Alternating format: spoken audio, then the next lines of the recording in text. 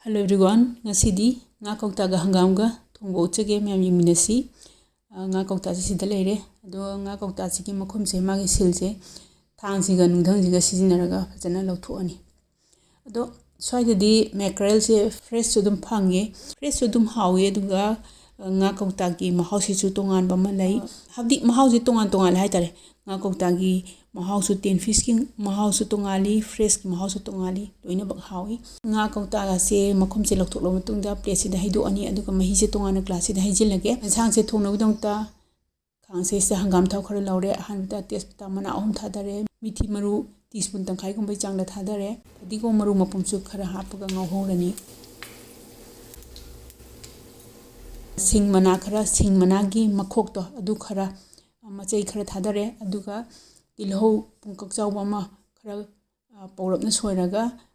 hapchile aduga moro atekpa ahum ma su tangkhai kharaga hapchilani pawrapna takhai phadigo maru khara hapchile aduga haibo akangba ma so hapchilani sugaiba chanam se khara yamna hapchilani chanam mapum amane ani sugari se ado hana khara yamna hapchilage aduga kona amu khatang amu lemhobo khatang amu su leiri aduna kona amu hapage chanam sugai se hapla matungda maru pang singse ka handa bidanga ha minute amagumba ngaur matungda pawrapna takhaiba moro akangba se tablespoon takhai khitang hilapna hapani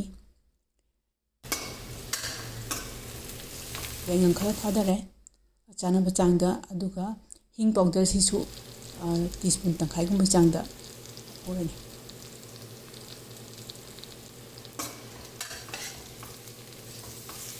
maru marang singse phajana mulae adudi khamin chinba ama tangkhai khara kuplamna soire si kuplamna soiraba khamin chinba ama tangkhai ja hapchilani khamin chinba je khajik tholae adudi masagi lawthokhiba nga sindo hapchilage plate sida yarba mahi sidi kon hijingi nga matong singsidang hana hapchilaga khamin chinba maroi marang masala mayam marak sida nga se chawrakna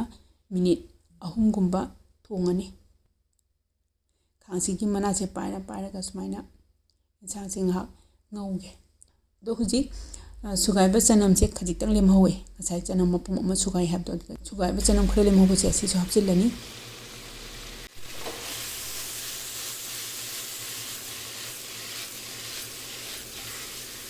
gulmaris maru takhai su tablespoon takhai phada bida hapchilani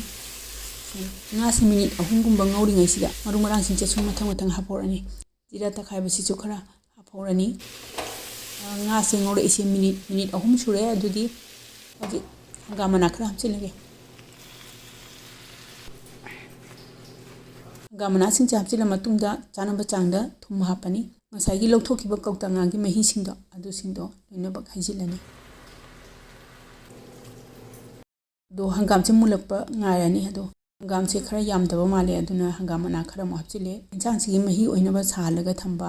sing khara haijilani gas ki flame se haida thamaga khang se makhum hangdoga phasana sawhalani